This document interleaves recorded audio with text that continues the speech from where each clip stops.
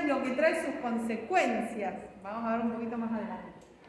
Bueno, un poquito más adelante podríamos decir, tras la muerte de Melquíades, José Arcadio termina de perder la cordura. ¿Qué hermosa y feliz decisión va a tomar la familia? Lo atan a un castaño. Ay, yo les iba a subir las fotos, me debo acordar de eso. Lo atan al castaño. Les había dicho la otra bruja que iba a subir unas fotos a Instagram de la Casa Museo de Gabriel García Márquez. Vieron que yo les conté que está basado en la historia, está ambientada en lo que sería la casa en Aracataca donde nació Gabriel García Márquez. Vivió hasta los 8 años. Y ahí hay un castaño enorme, que es el castaño en el que se inspiró este autor para pensar a José Arcadio ahí atado, una cosa divina. Bueno, la única que lo atendía y lo cuidaba, ¿quién era? Remedio, che, hablen. Espero que me estoy dando cuenta, estoy yendo tan rápido que estoy haciendo solo el resumen yo. Bueno, cuestión. Hay alguien más que va a ir a visitarlo y va a tener largas charlas en latín. Cuando por fin se dan cuenta cuál es la lengua que está hablando José Arcadio, que es latín, ¿quién va y tiene charlas durante horas? El padre Nicanor, que acá hacíamos el chiste nombrando al compañero. El padre Nicanor va a pasar largas tardes hablando, hasta que José Arcadio pone en duda su propia fe. Y ahí el padre Nicanor dijo, yo mejor me preservo. ¿Qué misión estaba teniendo el padre Nicanor en el pueblo?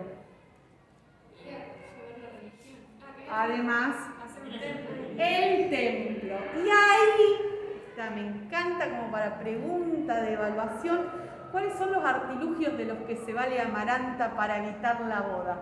El primer artilugio, ¿cuál fue? La carta. Y el segundo artilugio que le salió perfecto.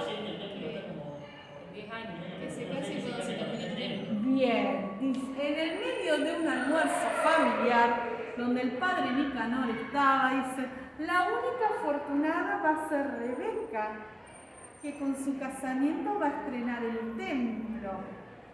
A lo que Úrsula festeja y dice, sí, por supuesto, es más, voy a hacer una donación ahora.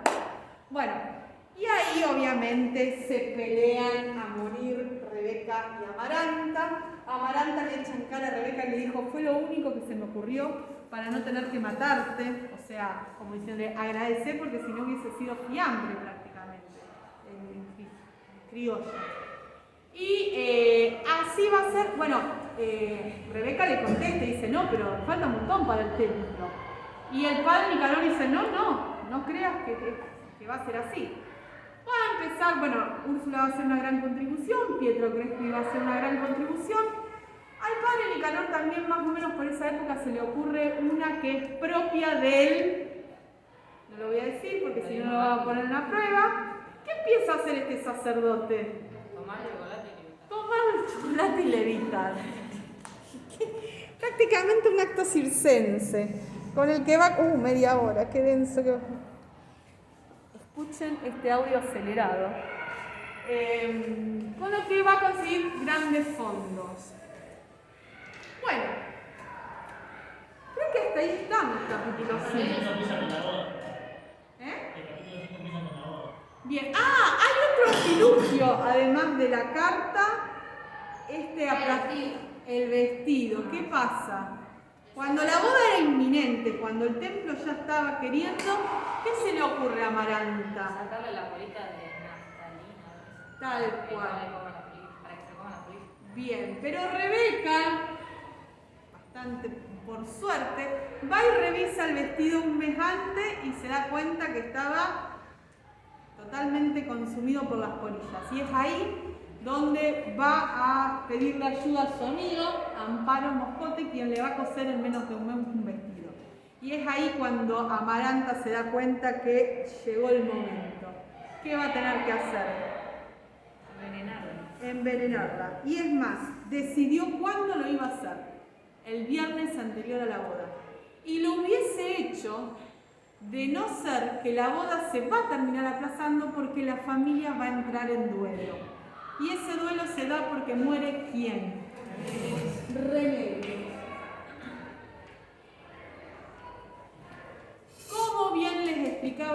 compañeros y compañeras de la clase pasada. ¿Qué se puede esperar de una niña embarazada de gemelos?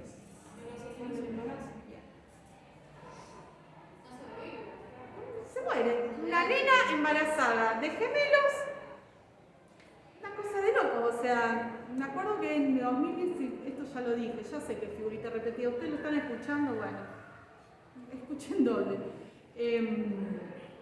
Me acuerdo que cuando lo leímos en el 2019, muchas de las chicas habían planteado, y sí, profe, sí, una nena. En el caso de ellas se podría, o sea, está bien, estaban casados y demás. Una interrupción voluntaria del embarazo, sí, una niña. O sea, más allá de que no es el contexto, porque están casados, porque bla, bla, bla, bla, bla, más allá de que nos parezca nosotros todos turbina y todo esto, es de pensar qué suerte puede correr una niña tan pequeña embarazada, ni más ni menos, de gemelos. Sí, pueden nacer tranquilamente, pero tranquilamente puede pasar lo que le pasó a ella, que es que se le vaya la vida en eso. Bueno, la casa empieza a destilar tristeza. Hasta ahí creo que es lo que llegamos a leer.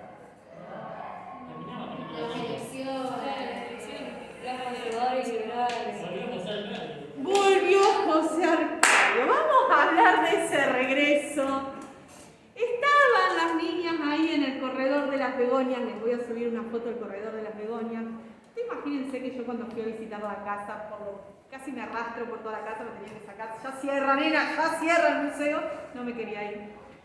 El corredor de las Begonias, bordando en punto cruz, y aparece este gigante descomunal que pisa fuerte, y para mí que pisaba y dejaba como que se levantaba había un terremoto. polvito de la tierra. Describamos a José Arcadio tras su regreso. Enorme, no pasaba por la puerta. Todo tatuado, no quedaba una sola parte. Les leo. Llegaba un hombre descomunal. Me perdí.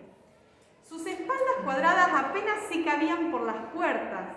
Tenía una medallita de la Virgen de los Remedios colgada en el cuello de bisonte, los brazos y el pecho completamente bordados de tatuajes crípticos, y en la muñeca derecha la apretada esclava de cobre con los niños en cruz. Tenía el cuero curtido por la sal de la intemperie y el pelo corto y rapado como las crines de un mulo, de mandíbulas férreas y la mirada triste. Tenía un cinturón 2 veces más grueso que la cincha de un caballo, botas de polainas de espuelas y con los tacones cerrados, y su presencia daba la impresión trepidatoria de un sacudimiento sísmico. Bueno, salto. Estaba en el corredor de las Begonias Amaranta con sus amigas. Él tira las alforjas como si nada, pasa a la casa, va directo a buscar a Úrsula. Cuando pasa, ¿quién lo ve por una de las ventanas de la habitación? Rebeca. ¿Ya llegaron a esa parte? Sí. Ah, ya pasaron. ¿Qué va a pensar Rebeca después de conocer a su hermanito del pobre Pietro Crespi? ¿De quién se enamora Rebeca?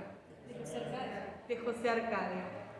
A ver, sabemos que son hermanos, pues comparten apellido. No obstante, Rebeca no es hermana de sangre de José Arcadio, y además ellos ni siquiera se conocieron, porque cuando Rebeca llega a la casa, José Arcadio ya se había ido.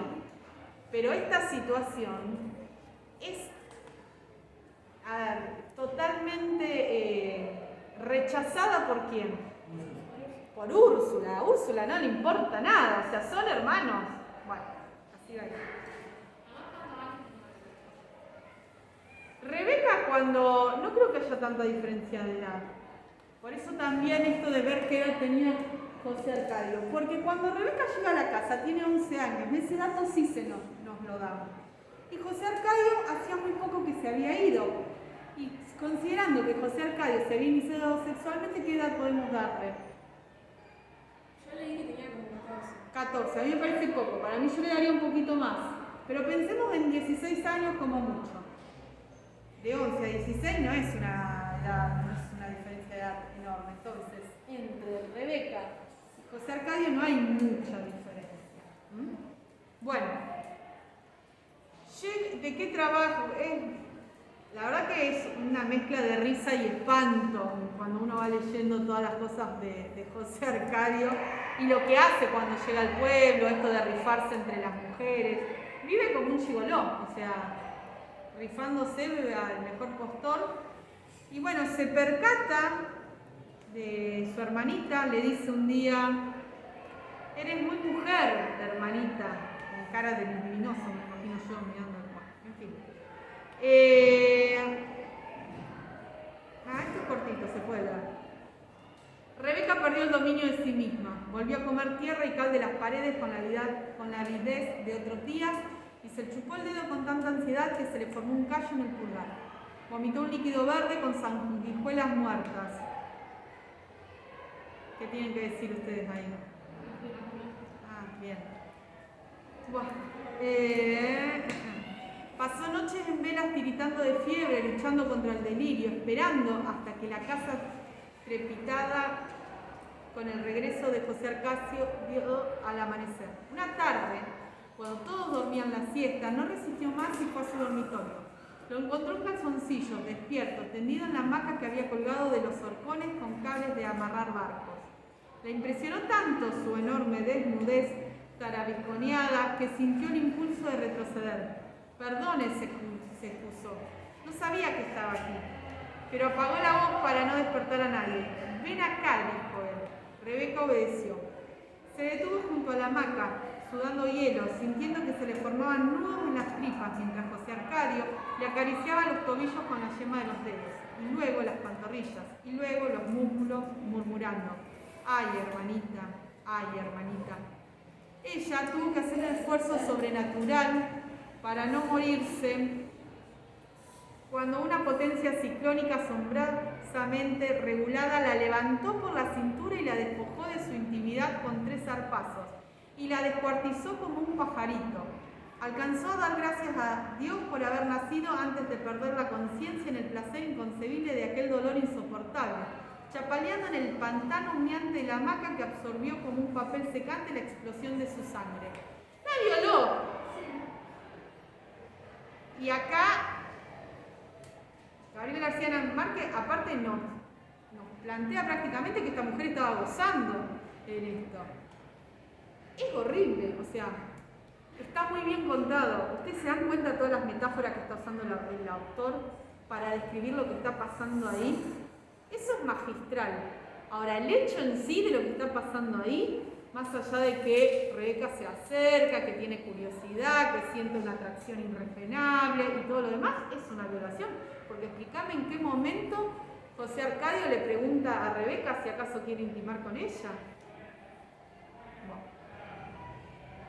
3 días después se casaron en la misa de las 5.